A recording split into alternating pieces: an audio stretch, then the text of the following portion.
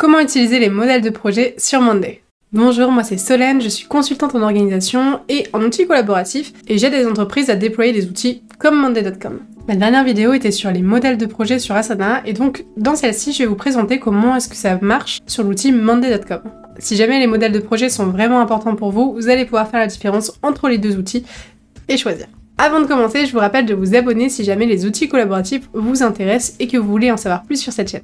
On est parti pour une présentation des modèles sur Monday.com. Nous voici ici dans un tableau Monday. Mon tableau Monday s'appelle modèle nom du client et pour information ce n'est pas un modèle en tant que tel, c'est juste que j'ai nommé comme ça pour pouvoir le retrouver facilement. Dans mon tableau ici, nom du client, j'ai décidé que j'allais l'utiliser pour suivre des newsletters, donc la création de newsletters. J'ai ce qu'on appelle des groupes, j'ai 3 groupes, chefferie de projet, newsletter édito et suivi des performances. Ce qui est bien, c'est que quand je referme ces groupes, je peux voir un petit peu où on en est assez rapidement.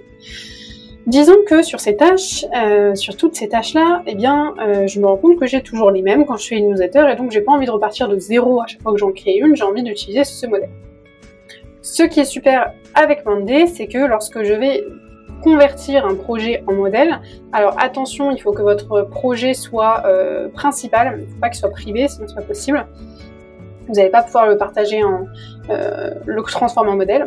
Donc ce qui est super avec les projets qu'on transforme en modèle, c'est que vous allez aussi récupérer ce que vous avez mis ici, dans les différents onglets. Par exemple, ici, moi j'ai décidé que j'avais envie d'avoir une vue liste de ce que j'ai à faire, mais aussi une vue rétro-planning. J'ai envie de voir dans mon planning où on en est. Je vais juste ajouter des dates là, hop, pour que ça fasse sens. Hop.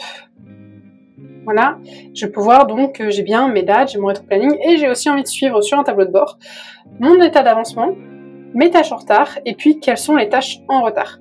Donc ça, j'ai envie de l'avoir et je pourrais même rajouter d'autres éléments. Et voilà, à chaque fois, j'ai envie d'avoir ces éléments-là et je ne veux pas les reconstruire. Donc comment est-ce que je fais? Eh bien, c'est très simple. Je vais tout en haut, je clique sur 3 petits points et là, je fais plus d'actions, enregistrer en tant que modèle. Enregistrer en tant que modèle. Maintenant, je sais que ce projet est un modèle parce que c'est écrit au-dessus, tout simplement, mais aussi parce que à côté de mon projet, là, ici, on voit qu'il y a une petite étoile. Petit tips sur un truc cool que vous pouvez faire quand vous avez un modèle. Je vais aller créer un nouveau projet, un nouveau tableau, que je vais appeler test pour vidéo. Vous allez pouvoir faire des automatisations plutôt cool avec les modèles. Donc par exemple ici, j'ai envie de dire que quand le statut passe en fait, alors on va créer un nouveau projet. Comment je fais? Je vais tout en haut, donc là j'ai un nouveau projet. Je vais dans automatiser, je vais faire créer une automatisation personnalisée. Je vais dire que quand le statut passe en fait, eh bien je veux créer un tableau. Donc ça va être create board from template. Et le board from template, eh bien c'est celui que je viens juste de faire, donc qui s'appelle modèle nom du client. Et je peux même choisir son nom. Test blabla par exemple. Là je fais fait. Je crée mon automatisation. Je range et maintenant allons voir. Ici en cours je le passe en fait. Et attention, la magie du live, on va voir si ça fonctionne ou s'il y a un petit couac. Il y a bien test blabla qui vient juste de se créer. Hop, quand je clique dessus, j'ai donc bien exactement la même chose que sur mon modèle. Notez que sur le modèle, les statuts, si vous renseignez les statuts sur le modèle, ils vont apparaître sur le projet que vous avez créé. Et pareil pour les périodes, on n'a pas cette même notion que sur Asana par exemple, où on a des dates relatives. Ici, on n'a pas de date relative, c'est-à-dire que vous n'avez pas vraiment de date de début, de fin et donc de période qui se calcule par rapport à ça.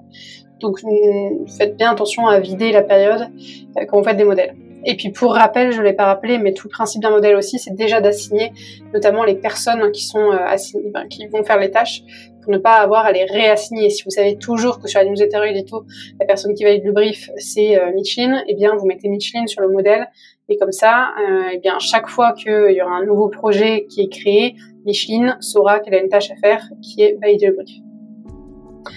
Voilà sur les modèles sur Monday. Vous savez maintenant beaucoup de choses sur les modèles de Monday.com. Si jamais vous avez des questions, n'hésitez pas à me contacter, vous trouverez les détails dans la description. Je vous souhaite en tout cas un bon courage dans le déploiement de vos modèles et je vous dis à très bientôt. Au revoir!